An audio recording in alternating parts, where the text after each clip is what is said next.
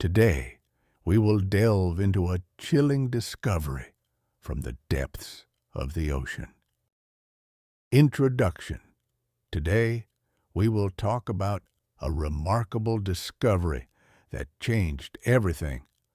The arrival. On October 23rd, while working at a research station in Iceland, we encountered something extraordinary. It came from the ocean, not aimed at us, but at time itself. It all began with Ben, our tech specialist. He entered the common area where we were discussing our upcoming analysis. Without a word, he placed a tablet on the table. On the screen was a drone image of a dark, elongated object on the black volcanic sand, waves lazily lapping at it. Evelyn, our station chief, approached, her voice steady. "What is it?" she asked. "It appeared an hour ago," Ben replied. "Initially thought to be marine debris. Its unusual shape and smooth surface puzzled us. It was a monolith about 5 meters long with no seams or markings. The trajectory indicated it came from the North Arctic Ocean." "Not a fall from orbit," Ben said. "It appears to have moved underwater." The decision was clear. We had to investigate.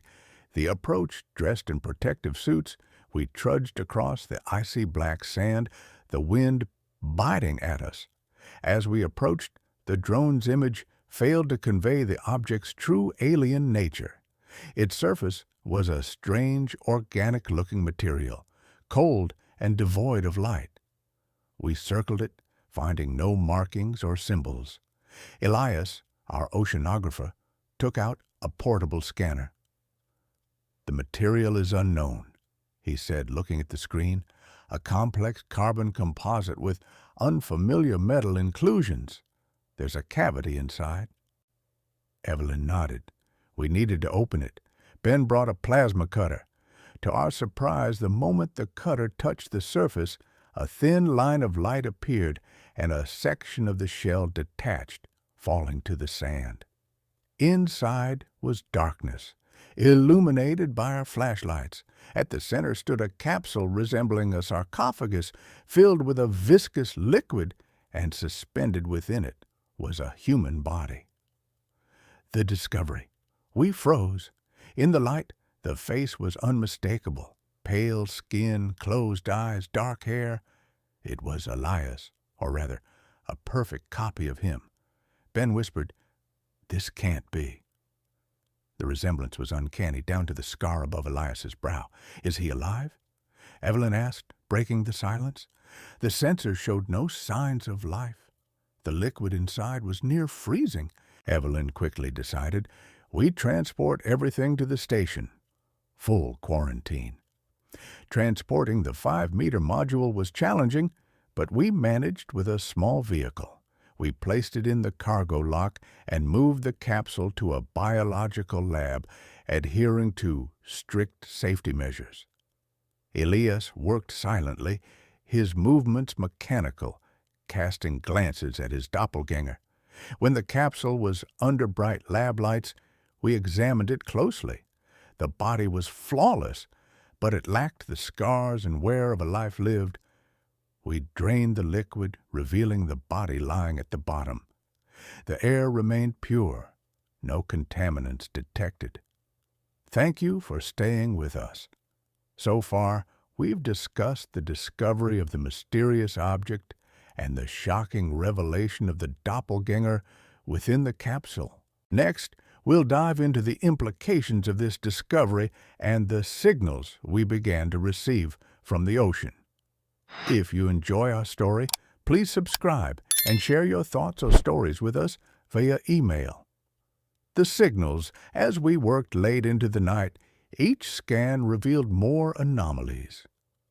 Elias's DNA was 99.9% identical to the doppelganger's, yet the remaining 0.1% contained unknown genetic blocks. "This isn't coincidence," he said bitterly. On October 26th, Ben detected a signal from the ocean. Its structure had changed slightly. "It responds to us," he said, correlating the fluctuations with our energy consumption.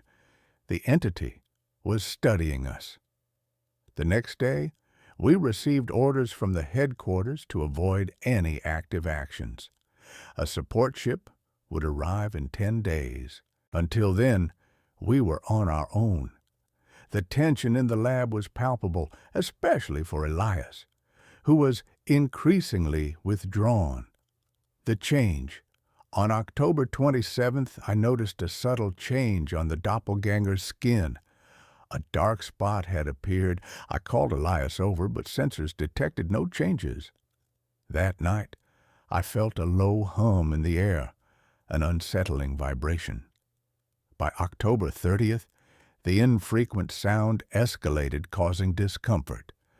We discovered the source was the module we had brought from the shore. It was alive, generating energy and creating a field. Elias scanned the module, revealing a complex web of threads forming something new inside. The module was no longer a mere container, it was a factory. We realized that by severing the connection, we had triggered the next phase of its protocol, the plan. Evelyn gathered us to discuss our options. Destroying the module was risky. Evacuating meant leaving our data and the body behind. The only viable option was to disrupt its processes from within. Ben would analyze the generated field while I assisted him. Elias would continue scanning the emerging mechanism, which was now taking shape. We worked tirelessly, but the infrequent sound grew louder, causing nausea and headaches. Ben finally found the frequency to disrupt the noise, but just as he prepared to activate it, the sound abruptly ceased.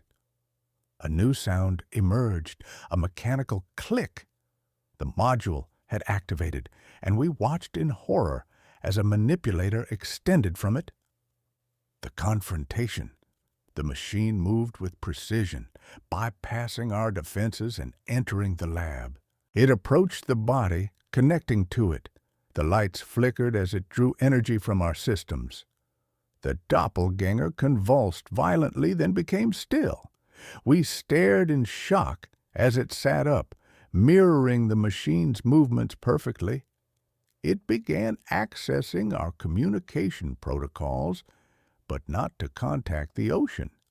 Instead, it initiated a transmission to an unknown recipient in space.